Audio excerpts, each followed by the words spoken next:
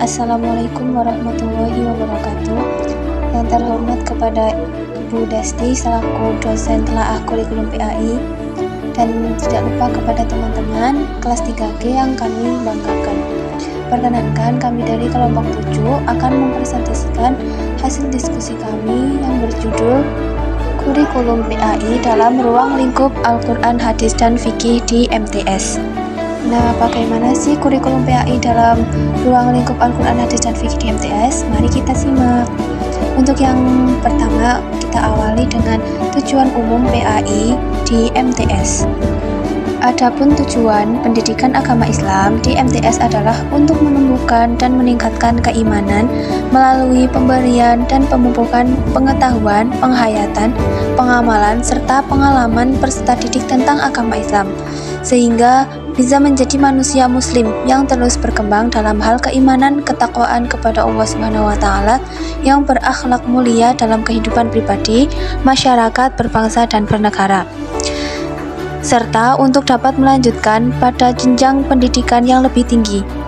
Dari beberapa fungsi dan tujuan pendidikan yang telah disebutkan tadi, pendidikan agama Islam pada tingkat MTS itu sangat penting karena pada saat ini para pemuda menghadapi berbagai macam masalah keagamaan, mulai dari aliran sesat, munculnya nabi baru, bahkan agama baru yang mengatasnamakan pembaharuan agama Islam, serta akan dasi moral yang semakin menjadi. Mereka juga merupakan sasaran dari kebudayaan asing yang menyesatkan yang mempengaruhi kebudayaan kita. Selain fungsi dan tujuan, ada pula karakteristik pembelajaran PAI di MTS, yaitu yang pertama, kemampuan dasar, kompetensi dasar. Ini berisi sekumpulan kemampuan minimal yang harus dikuasai siswa selama menempuh di pendidikan MTS.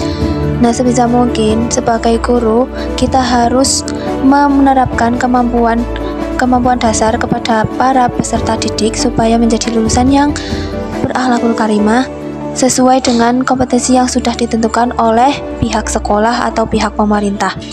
Yang kedua, materi pokok mata pelajaran pendidikan agama Islam.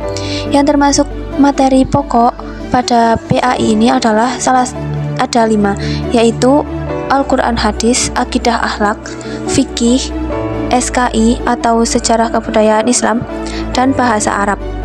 Yang terakhir adalah indikator keberhasilan. Indikator adalah kompetensi spesifik dan rinci yang diharapkan dapat dikuasai siswa dan merupakan penjabaran dari kompetensi dasar. Indikator merupakan target pencapaian pembelajaran dan sekaligus menjadi ukuran keberhasilan proses pembelajaran untuk mencapai kompetensi dasar.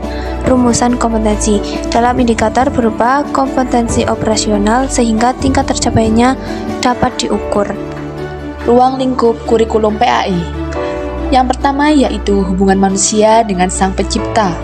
Yang kedua yaitu hubungan manusia dengan manusia. Dan yang ketiga yaitu hubungan manusia dengan makhluk lain dan lingkungan alam. Yang keempat yaitu hubungan manusia dengan dirinya sendiri, berakhlak dengan diri sendiri. Tujuan materi Quran Hadis. Yang pertama, untuk meningkatkan kecintaan peserta didik terhadap Al-Quran dan Hadis. Yang kedua, dengan membekali peserta didik dengan dalil-dalil yang terdapat dalam Al-Quran dan Hadis sebagai pedoman dalam menyikapi dan menghadapi kehidupan. Yang ketiga, dengan meningkatkan kehusukan peserta didik dalam beribadah, terutama di dalam sholat dengan menerapkan hukum bacaan tajwid beserta isi kandungan ayat dalam surat-surat pendek yang mereka baca. Standar kompetensi lulusan untuk kelas 7, 8, dan 9. Memahami dan mencintai Quran dan Hadis sebagai pedoman hidup umat Islam. Yang pertama, meningkatkan pemahaman Al-Quran, Al-Fatihah, dan surat pendek pilihan melalui upaya menerapkan cara membacanya, menangkap maknanya, memahami kandungan isinya, dan mengaitkannya dengan fenomena kehidupan. Yang kedua, menghafal dan memahami makna hadis-hadis yang terkait dengan tema isi kandungan surat atau ayat sesuai dengan tingkat perkembangan anak. Tujuan pembelajaran fikih. 1. Mengetahui dan memahami pokok-pokok hukum Islam dalam mengatur ketentuan dan tata cara menjalankan hubungan manusia dengan Allah. yang diatur dalam fikih ibadah dan hubungan manusia dengan sesama yang diatur dalam fikih muamalah. 2. Melaksanakan dan mengamalkan ketentuan hukum Islam dengan benar dalam melaksanakan ibadah kepada Allah dan ibadah sosial.